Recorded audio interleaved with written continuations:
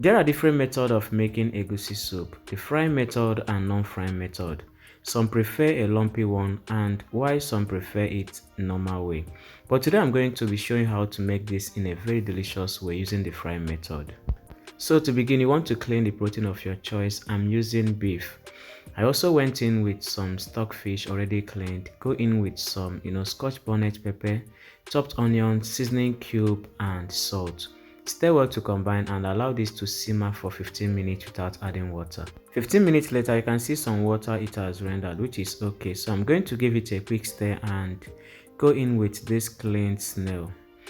Now add water and allow this to simmer until the proteins are at least 60% done. Then I'll be back.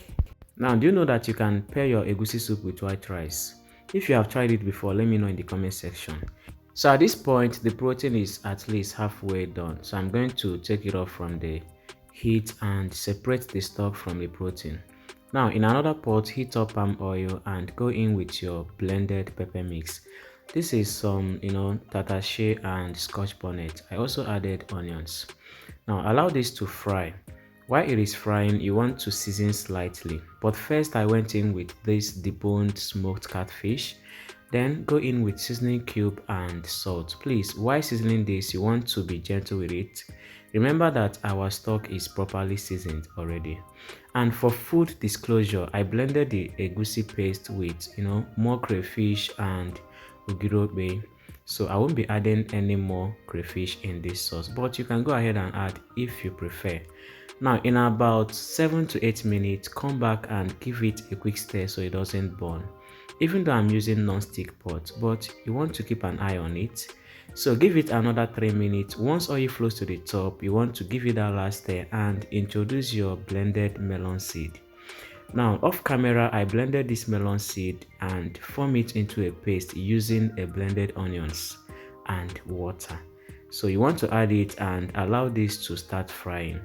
How long you want it to fry dependent on the texture or consistency you are aiming for.